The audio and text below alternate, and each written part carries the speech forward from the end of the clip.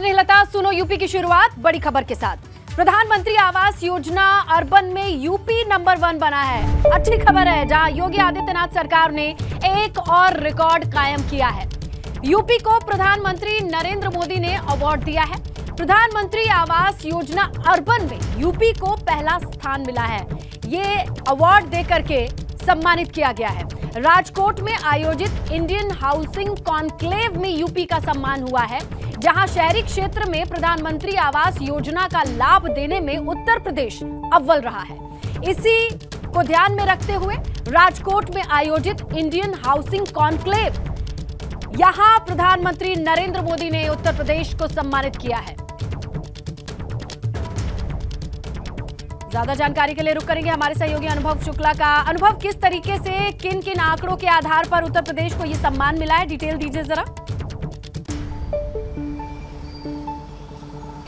देखिए, बिल्कुल प्रधानमंत्री खुद गुजरात में थे और वहाँ पर ही इंडियन हाउसिंग कॉन्फ्रेंस हुई, वहीं पर ये सम्मान दिया गया। और ये जो प्रधानमंत्री आवास योजना में देखिए लगातार हमने देखा है कि अगर सबसे ज़्यादा कहीं पर आवास दिए गए हैं और समय पर कहीं कंप्लीशन हुआ है तो वो उत्तर प्रदेश है। इसीलिए कल जब प्रधानमंत्री ने उत्तर प्रदेश के जो मुख्य सचिव हैं दुर्गा शंकर मिश्रा और साथ ही साथ जो नगर विकास के प्रमुख सचिव हैं अमृत अभिजात, उनको सम्मानित किया, तो बहुत हम कहें तो गौरव की बात है उत्तर प्रदेश के लिए। लगातार हमने पहले भी देखा है कि उत्तर प्रदेश को प्रधानमंत्री आवास योजना में पुरस्कार मिला है। और देखिए, उत्तर प्रदेश को अगर हम कहें तो प्रधानमंत्री आवास में सबसे ज़्यादा आवास भी मिलते हैं, क्योंकि जनसंख्या के लिहाज से डिस्ट्रीब्यूशन जब होता है तो यूपी को सबसे ज़्यादा आवास मिलते हैं। पर आवास मिलना बड़ी बात नहीं है, उनका समय पर कंप्लीशन होना और समय पर वो जो लाभार्थी हैं उनको देना, ये काफ़ी महत्वपूर्ण है। और इसके लिए हमने देखा कि कई बार सर्वे हुए, कई बार ना केवल हम कहें कि जो ग्रामीण इलाके हैं बल्कि अन्य जो अति पिछड़े इलाके हैं या हम कहें जो एस्पिरेशनल डिस्ट्रिक्ट्स हैं, वहाँ पर भी प्रधानमंत्री आवास बनाए गए और वहाँ पर भी लोगों को दिया गया।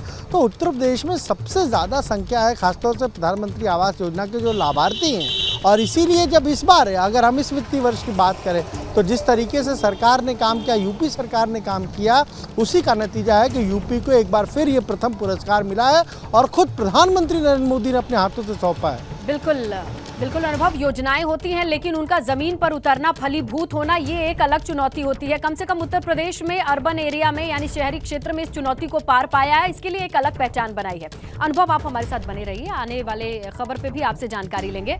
तो देखिए, आगे बढ़ेंगे, बात करेंगे प्रयागराज से आई खबर की, जहां आरएसएस की बड़ी बैठक चल रही है। 11 क्षेत्रीय और 45 प्रांतों के प्रचारकों की ये बैठक है। संघ प्रमुख मोहन भागवत इस बैठक में शामिल होंगे और पिछले 4 दिनों से संघ की ये बैठक चल रही है। 7 दिन के प्रवास पर है संघ प्रमुख मोहन भागवत। तमाम संघ से जुड़े बड़े नाम पदाधिकारी इस वक्त प्रयागराज में मौजूद हैं और उनकी मौजूदगी के बीच आज के सत्र की बात करें तो 11 क्षेत्रीय 45 प्रांतों के प्रचारकों को इस बैठक में बुलाया गया है और उन्हीं को ध्यान में रख करके आज के पूरे सत्रों को डिवाइड किया गया है, बांटा गया है। ये एक 7 दिन की पूरी प्रक्रिया है। इसके तहत हर दिन का कार्यक्रम पहले से तय है। आज की बात करें तो 11 क्षेत्रीय 45 प्रांतों के प्रचारकों की बड़ी बैठक होनी है। आरएसएस की ये बड़ी बैठक प्रयागराज में आज चौथा दिन है। चौथे दिन की बात करें तो 11 क्षेत्रीय 45 प्रांतों के प्रचारकों को बुलाया गया है इस बैठक में हिस्सा लेने के लिए। खबर है, प्रयागराज दौरे पर रहेंगे सीएम योगी आदित्यनाथ। संघ प्रमुख मोहन भागवत से मुलाकात करेंगे सीएम, जहां दोपहर 12:30 बजे सीएम योगी की मुलाकात होनी है। जनसंख्या नीति पर दोनों के बीच बातचीत हो सकती है, ये बड़ी खबर निकल करके सामने आ रही है। जहां आरएसएस का बड़ा कैंप चल रहा है, 7 दिन का कैंप है, आज चौथा दिन है और खबर ये आ रही है कि 12:30 बजे सीएम योगी की मुलाकात हो सकती है प्रयागराज में और वो 12:30 बजे करीब प्रयागराज पहुंच करके संघ प्रमुख से मुलाकात कर सकते हैं। मुलाकात का जो मुद्दा है वो बात होगी जनसंख्या नियंत्रण को लेकर के। आरएसएस का 7 दिन का लंबा शिविर चल रहा है, शिविर में प्रवास पर है संघ प्रमुख। इसके अलावा तमाम बड़े नाम इस वक्त प्रयागराज में ही मौजूद है जो कि संघ से जुड़े हैं। जनसंख्या और भाषा, 2 मुद्दों को लेकर के इस पूरे सेमिनार में फोकस किया जा रहा है। ऐसे में आज 12:30 बजे मुख्यमंत्री योगी आदित्यनाथ से मुलाकात होगी मोहन भागवत की। सीएम योगी का भागवत संदेश क्या है? तो देखिए, दोपहर के वक्त प्रयागराज पहुंचने का कार्यक्रम है सीएम योगी आदित्यनाथ का। यहां मोहन भागवत से मुलाकात का कार्यक्रम है। ये जो शेड्यूल है वो तय बताया जा रहा है। दोपहर का भोजन दोनों साथ कर सकते हैं, ये जानकारी सामने आ रही है। और संघ के कार्यक्रम के लिए ही मोहन भागवत पहुंचे। उनका प्रवास है 7 दिन का। जनसंख्या नीति पर सीएम योगी से बातचीत संभव है, इस बात के कयास लगाए जा रहे हैं।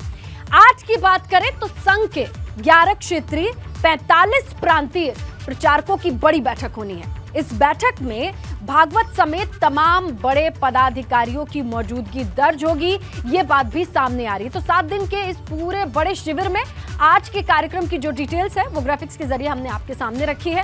अहम बात यह है कि आज मुख्यमंत्री योगी आदित्यनाथ भी पहुंच सकते हैं।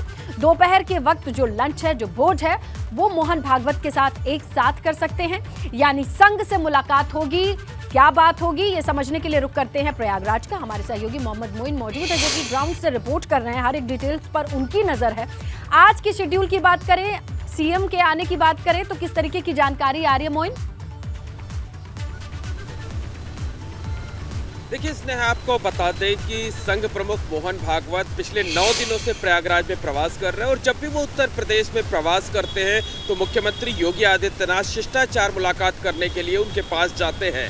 आज दोपहर 12:35 पर मुख्यमंत्री योगी आदित्यनाथ को प्रयागराज पहुंचना है। वो उनका हेलीकॉप्टर सीधे उस जगह पर उतरेगा जिस कॉलेज में संघ प्रमुख मोहन भागवत ठहरे हुए हैं। वो करीब 70 मिनट तक यहाँ रहेंगे और दोपहर 12:45 पर वो हेलीकॉप्टर से वापस उड़ान भरेंगे। लेकिन सबसे अहम बात यह है कि संघ प्रमुख मोहन भागवत और मुख्यमंत्री योगी आदित्यनाथ के बीच क्या बातचीत होती है, क्योंकि पिछले कुछ दिनों में अगर हम देखें तो संघ ने लगातार जनसंख्या असंतुलन जो है उसको लेकर सवाल उठाए हैं। चाहे वो विजयादशमी की रैली रही हो जिसमें संघ प्रमुख मोहन भागवत ने भाषण किया था, उसके बाद संघ की अखिल भारतीय कार्यकारी मंडल की बैठक जो 4 दिनों तक प्रयागराज में चली थी, उसमें सबसे अहम मुद्दा ये था। और कल ही संघ के जो सर कार्यवाह दत्तात्रेय होस बोले हैं, उन्होंने भी इसी बात को लेकर प्रेस कॉन्फ्रेंस की थी, इसी बात को लेकर सवाल उठाए थे। ऐसे में बहुत मुमकिन है कि मुख्यमंत्री योगी आदित्यनाथ संघ प्रमुख मोहन भागवत से कोई मार्गदर्शन ले सकते हैं और संघ की मंशा के मद्देनजर आने वाले दिनों में उत्तर प्रदेश में जनसंख्या असंतुलन को लेकर, जनसंख्या नीति को लेकर कोई फैसला हो सकता है। ये फैसला जागरूकता अभियान को लेकर हो सकता है, प्रचार प्रसार और तेज किए जाने को हो सकता है, या फिर ये हो सकता है कि जनसंख्या नियंत्रण को लेकर उत्तर प्रदेश में अलग से कोई नया कानून बनाया जाए या फिर जो पुराना कानून है उसमें कुछ संशोधन किया जाए। तो बहुत मुमकिन है कि आज 70 मिनट की जो बातचीत होगी, जो मुलाकात होगी, उसमें जनसंख्या नियंत्रण को लेकर कोई अहम फैसला उत्तर प्रदेश की सरकार की तरफ से आने वाले दिनों में लिया जा सकता है। यहाँ से एक रूपरेखा तय हो सकती है, एक गाइडलाइन तय हो सकती है और उसके बाद में जब कैबिनेट की बैठक होगी की तौर पर हो रही हो, लेकिन ये मंत्रणा वाला संदेश हो सकता है। अच्छे खासे 70 मिनट का जो वक्त है, ये मान करके चला जाए कि फॉर्मली भले नहीं मुलाकात हो रही है, शिष्टाचार भेंट हो रही है, लेकिन बातें वही होंगी जो आने वाले वक्त में कैबिनेट तक पहुंचेंगी।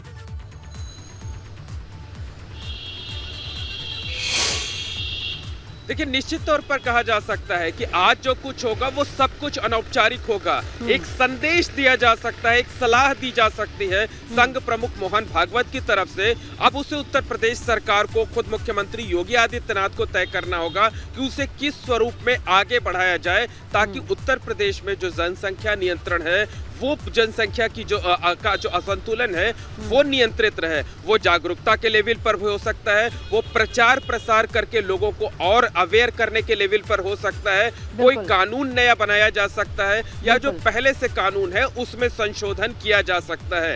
ये तय करना उत्तर प्रदेश सरकार का काम है। जब कैबिनेट की बैठक भले अनौपचारिक हो, लेकिन 70 मिनट की बातचीत होनी है, संघ प्रमुख से बातचीत होनी है, उत्तर प्रदेश के मुख्यमंत्री की बातचीत होनी है।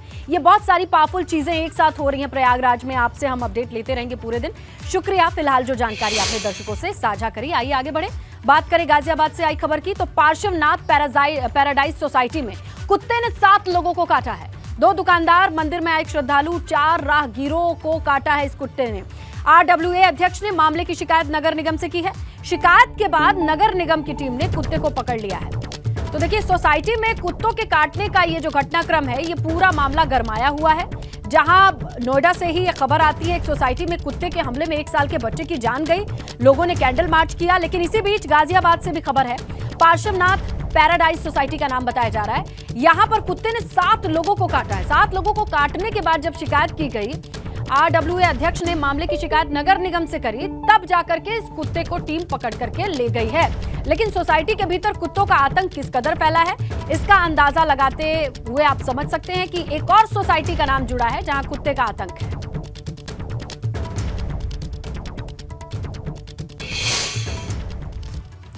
आगे बढ़ते हैं। गैर मान्यता प्राप्त मदरसों के सर्वे का आज आखिरी दिन है। 15 नवंबर तक सभी जिलों के डीएम को शासन को अपनी रिपोर्ट सौंप देनी होगी। ज्यादातर जिलों में अवैध संचालित मदरसे मिले हैं, यह भी खबर आ रही है। गैर मान्यता प्राप्त मदरसों पर अब यह माना जा रहा है कि कार्रवाई होनी तय है। डेडलाइन खत्म होने का वक्त आ गया है। आज का दिन आखिरी दिन है और अब जिलों के डीएम के पास 15 नवंबर तक का वक्त है कि इस पूरे रिपोर्ट को वो शासन के पास भेजें।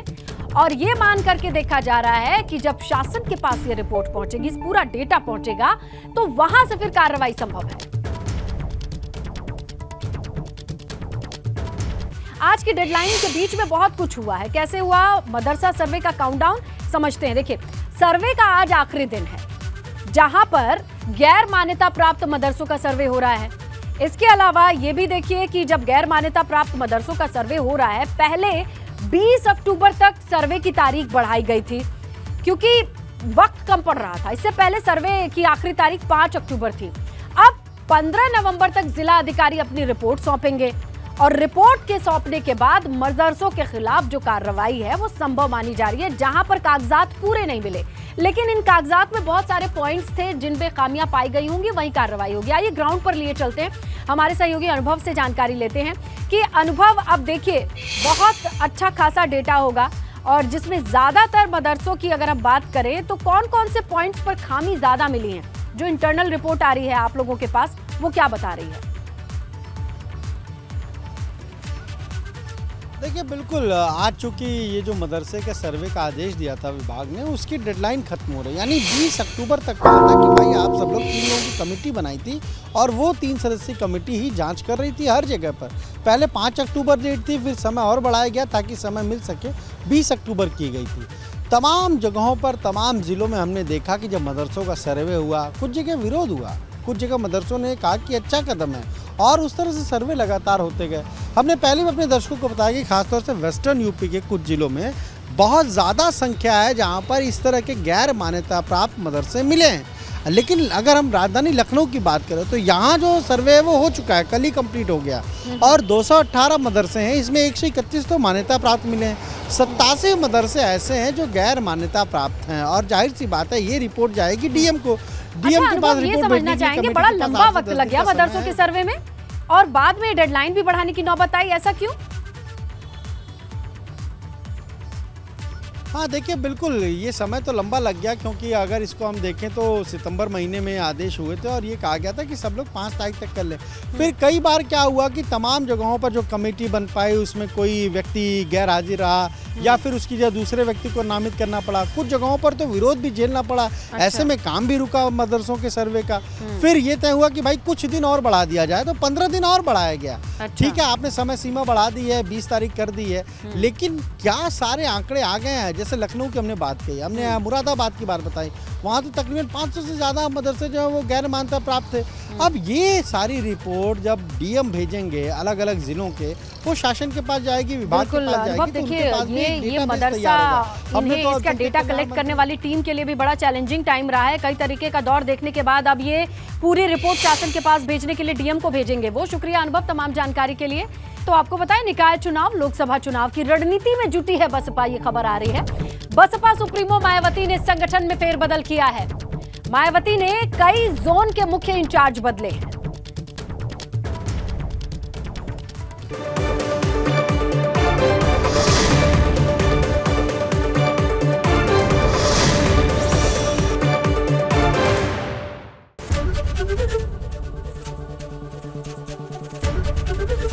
एबीपी गंगा, खबर आपकी, जुबान आपकी।